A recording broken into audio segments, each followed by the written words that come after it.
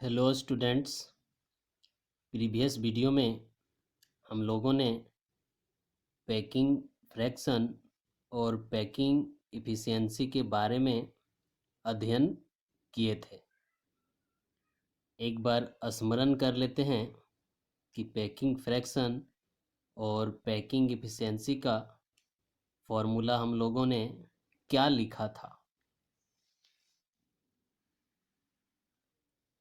Packing efficiency या तो efficiency of packing, short में EOP यानी इफिशियंसी ऑफ पैकिंग। फॉर्मूला कि वॉल्यूम ऑफ पार्टिकल्स या तो एटम्स पर यूनिट सेल, प्रत्येक यूनिट सेल में जितने एटम्स होंगे उसका टोटल वॉल्यूम बाय उस यूनिट सेल का टोटल वॉल्यूम इनटू 100, तो परसेंटेज निकलता था।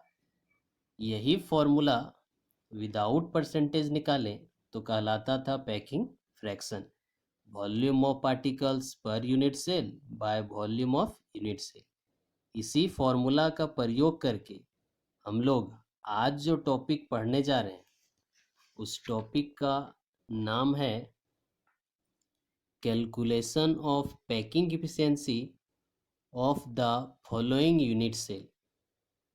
डिफरेंट यूनिट सेल का पैकिंग इफिशिएंसी हम लोग आज कैलकुलेट करेंगे, जिसमें से पहला जो यूनिट सेल है उसका नाम है सिंपल यूनिट सेल, या तो इसी को बोलते हैं प्रिमिटिव यूनिट सेल या तो सिंपल क्यूबिक यूनिट सेल। देखोगे बगल में तो इसका एक डायग्राम बनाया गया है सिंपल क्यूबिक यूनिट सेल का, फिगर इंडिकेट कर रहा है सिंपल क्यूबिक यूनिट सेल। और हम लोगों ने जब सिंपल क्यूबिक यूनिट सेल या तो प्रिमिटिव यूनिट सेल के बारे में चर्चा किया था तो उसमें बताया गया था कि सिंपल क्यूबिक जो यूनिट सेल होता है उसके प्रत्येक कॉर्नर में एक एक एटम मौजूद रहता है, जो कि यहाँ पर देखोगे तो दिखाया गया है। प्रत्येक कॉर्नर हम लोग जानते हैं कि एक क्यूब में 8 कॉर्नर होता है, तो प्रत्येक कॉर्नर मिलाकर टोटल एटम्स कितना हो जाएगा, 8 एटम्स हो जाएगा। अब इसको कैलकुलेट करने से पहले यानी कि पैकिंग इफिशियंसी को in simple cubic unit cell में कैलकुलेट करने से पहले कुछ टर्म को सपोज करते हैं। लेट सपोज मानते हैं जो स्मॉल है ए है वह इंडिकेट कर रहा है एज लेंथ ऑफ क्यूब। एक क्यूब का प्रत्येक एज लेंथ का जो है सो इंडिकेट किए हैं स्मॉल ए से। हम लोग जानते हैं कि प्रत्येक क्यूब में 12 एज लेंथ होते हैं, तो यानी कि 12 का जो एज लेंथ है उसको इंडिकेट किया गया जनरल टर्म में स्मॉल ए से। और प्रत्येक एटम जो कि स्फेरिकल होते हैं तो प्रत्येक एटम का रेडियस को आर माना गया है स्मॉल आर, कि स्मॉल आर इंडिकेट कर रहा है रेडियस ऑफ ईच एटम और पार्टिकल्स और स्फेयर्स। तो 8 एटम है, 8 एटम का रेडियस क्या माने स्मॉल आर। अब इस डायग्राम में देखोगे तो यहाँ पर एक एज लेंथ को इंडिकेट किया गया है एस। इसका मतलब ये नहीं कि सिर्फ एक ही एज लेंथ का एस इंडिकेट किया गया सभी के लिए है, लेकिन सिर्फ दिखाया गया है एक एज लेंथ के लिए स्मॉल एस है। अब देखोगे कि एक एज लेंथ को दिखाया गया और इसमें एक एज लेंथ में 2 एटम्स आपस में जुड़े हैं। अब यहाँ पर देखने से लग रहा होगा आप लोगों को कि यह दोनों एटम काफ़ी दूर हैं, लेकिन हम लोग स्पष्ट रूप से देखने के लिए इस तरीके से यह डायग्राम बनाया गया है, लेकिन ओरिजिनल में यह एटम्स आपस में जो हैं सो कुछ इस तरह से सटे हुए रहते हैं। ध्यान से देखोगे सभी कोई, कुछ इस तरह से, कुछ इस तरह से। अगर यहाँ पर भी दिखाएंगे एटम्स तो यह एटम्स इस तरह से रहते हैं आपस में सटे हुए। और अगर ध्यान से देखोगे तो स्फेरिकल जो एटम है उस स्फेरिकल एटम में जो सेंटर है आपका यहाँ पर यह क्यूब का, और हम लोग जानते हैं कि स्फेयर में सेंटर से लेकर यहाँ तक के बीच के दूरी को हम लोग क्या कहते हैं, रेडियस। और यहाँ से लेकर यहाँ तक के बीच को दूरी को भी क्या कहते हैं, रेडियस। और हम लोग अभी जनरल टर्म में पार्टिकल या तो एटम का रेडियस को क्या माना था, स्मॉल आर। यहाँ पर भी लिखेंगे स्मॉल आर। और अगर यह दोनों रेडियस को मिला देते हैं तो देखोगे एक एज लेंथ बनता है, एक एज लेंथ जिसको हम लोग इंडिकेट किए थे ए से। यानी कि एटम्स का रेडियस और एज लेंथ ए का दोनों के बीच का अगर रिलेशन निकालें तो एक एज लेंथ ए कितने रेडियस के बराबर है, 2 एटम के रेडियस के, यानी 2r हो जाएगा। कि एज लेंथ रेडियस के relationship a is equal to 2r। अगर रेडियस का निकाला जाए तो small r is equal to क्या हो जाएगा, a/2। यह हो गया relation between edge length and radius of the atoms. यही यहाँ पर लिखा गया है कि सिंस a बराबर 2r, यहाँ पर जो समझाया गया कि दोनों एटम दिख भले रहे इस डायग्राम में, स्पष्ट रूप से दिखाने के लिए इसे बनाया गया है ताकि समझ में आए एटम्स हैं क्या, लेकिन यह दोनों आपस में सटा हुआ है, जो कि अभी कुछ देर पहले समझाया गया। रिलेशन निकाला गया रेडियस और एज लेंथ, तो a बराबर 2r, इसलिए रेडियस बराबर a/2। अब हम लोग को कैलकुलेट करना था पैकिंग इफिशियंसी। कौन सा unit cell, simple cubic unit cell. और पैकिंग इफिशियंसी का फॉर्मूला हम लोग क्या पढ़े थे, पैकिंग इफिशियंसी का फॉर्मूला हम लोग पढ़े हैं कि वॉल्यूम ऑफ पार्टिकल्स या तो एटम्स पर यूनिट सेल। और यहाँ पर जो पार्टिकल्स हैं, एटम्स हैं, वह किस शेप के हैं, स्फेरिकल शेप के हैं।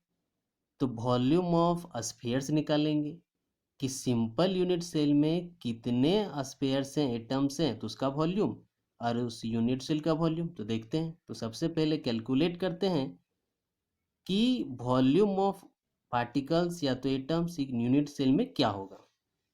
यही लिखा गया है कि volume of a cubic unit cell, कि यह जो यूनिट सेल है सिंपल क्यूबिक यूनिट सेल है। और क्यूब का हम लोग वॉल्यूम जानते हैं कि लेंथ का क्यूब लिखते हैं, और लेंथ को इंडिकेट किया गया है ए से, इसलिए वॉल्यूम ऑफ एक सिंपल क्यूबिक या तो cubic unit cell is equal to length का क्यूब। अब लेंथ का हम लोग यहाँ पर रिलेशन निकाले थे रेडियस से कि एक एज लेंथ बराबर होता है 2r के।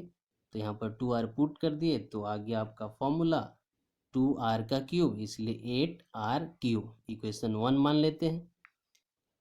अब हम लोग देखते हैं कि इस यूनिट सेल में जो 8 एटम कॉर्नर्स में हैं उसका वॉल्यूम क्या हो जाएगा। अब भले ही 8 एटम इस कॉर्नर में हैं, लेकिन क्या 8 एटम अपना टोटल भाग इस यूनिट सेल में देता है। तो सबसे पहले हम लोग कैलकुलेट करेंगे कि इस यूनिट सेल में कितने एटम्स प्रेजेंट हैं, उसके बाद से उन सभी एटम का वॉल्यूम निकालेंगे। तो देखते हैं कि number of atoms in simple cubic unit cell calculate करने के लिए हम लोग प्रीवियस वीडियो में जब यूनिट सेल पढ़ रहे थे उसमें सीखे हुए थे कि 8 एटम जो कॉर्नर में है, लेकिन प्रत्येक एटम अपना 1/8 आठवां भाग ही देता है यूनिट सेल में। दोनों कटेगा तो नंबर ऑफ एटम्स आएगा 1, यानी एक सिंपल क्यूबिक यूनिट सेल में नंबर ऑफ एटम्स 1 होता है। अरे वह एटम किस तरह का है, स्फेरिकल है। और स्फेयर का हम लोग वॉल्यूम जानते हैं 4/3 पाई आर क्यूब। तो यहाँ पर निकालेंगे वॉल्यूम कि वॉल्यूम ऑफ ईच एटम्स के गो है, यूनिट सेल में 1 है तो 1 के लिए 1 atoms in unit cell 4/3 pi r cube. इसी को यहाँ पर इक्वेशन 2 में लिखा गया है कि volume of atoms in simple cubic unit cell 1 होता है, तो एक एटम का वॉल्यूम कितना हो जाएगा, तो 4/3 pi r cube, equation number 2। अब हम लोग लगाते हैं फॉर्मूला जो हम लोग कैलकुलेट करने के लिए पढ़े थे। एज वी नो, जैसा कि हम लोग जानते हैं पैकिंग इफिशियंसी का फॉर्मूला कि volume of atoms per unit cell, कि सिंपल क्यूबिक यूनिट सेल में नंबर ऑफ एटम्स का वॉल्यूम और उस यूनिट सेल का वॉल्यूम, जो कि हम लोग दोनों कैलकुलेट कर चुके हैं। अब दोनों फॉर्मूला में जो हम लोग वैल्यू कैलकुलेट कर रहे हैं पुट करते हैं इसमें।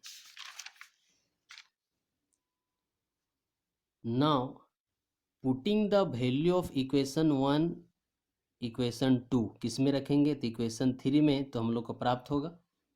अब देखते हैं इक्वेशन 1 का वैल्यू कितना आया था, 8r क्यूब।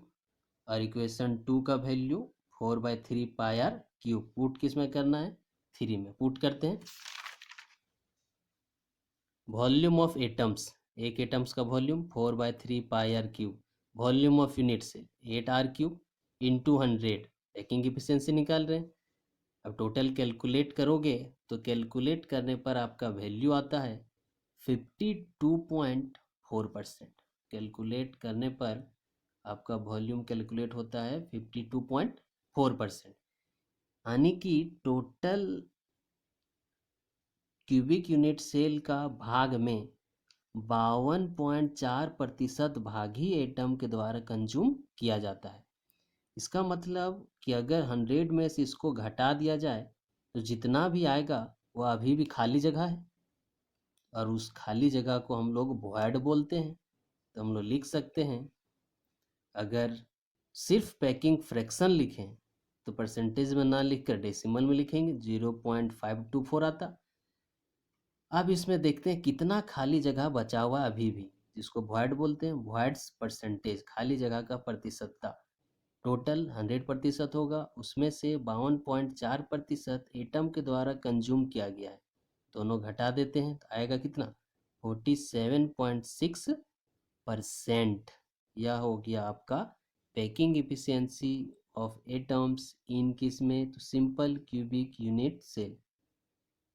इसके अगले वीडियो में हम लोग चर्चा करेंगे packing efficiency in body centred cubic unit cell